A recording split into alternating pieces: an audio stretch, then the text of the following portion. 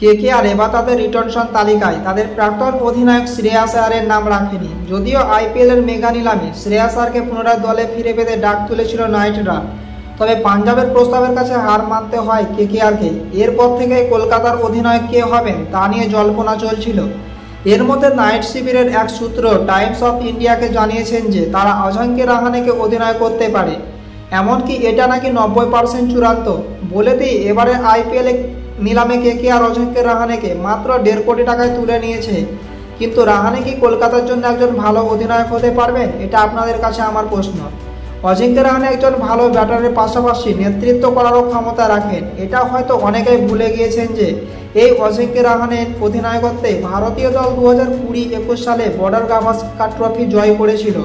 এছাড়াও রাহানে রাজস্থান রয়্যালসের হয়ে অধিনায়কত্ব করেছেন। আইপিএলের দলকে নেতৃত্ব দেওয়ার অভিজ্ঞতা রয়েছে তার কাছে, তাই কেকেআরের অধিনায়ক সামলাতে তার বেশি চাপ হবে না।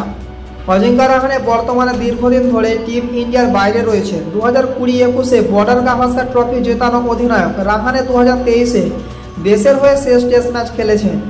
বর্তমানে ভবিষ্যতে টিম ইন্ডিয়ার অংশ নন তিনি, আর এই কারণে রাহানে কলকাতা নাইট রাইডার্সে নিজের পুরো মনোনিবেশ করতে পারবে। সম্প্রতি সৈয়দ মুশতাক আলী ট্রফিতেও রাহানে 34 বলে 52 রানের ইনিংস খেলে প্রমাণ করে দিয়েছেন যে তিনি এখনও ফুরিয়ে যাননি। তাই সফল হলে কেকেআর ম্যানেজমেন্ট তাকে দীর্ঘদিন অধিনায়কের পদে রাখতে পারে। এর আগে অবশ্য শোনা যাচ্ছিল যে কলকাতা নাইট রাইডার্সের অধিনায়ক ভেঙ্কটেশ আয়ারকে করা হতে পারে, কিন্তু রাহানে অধিনায়ক হলে ভেঙ্কটেশ আয়ারকে সহ অধিনায়ক করা হতেই পারে, আর ভেঙ্কটেশ আয়ারকে ভবিষ্যতের অধিনায়ক হিসেবে তৈরি করা যেতে পারে। ভেঙ্কটেশ আয়ার তার আইপিএল অভিষেক থেকে এখনও অবধি কলকাতার সঙ্গে রয়েছেন। কলকাতার কোচ চন্দ্রকান্ত পণ্ডিতও ভেঙ্কটেশ আয়ারকে খুবই পছন্দ করে।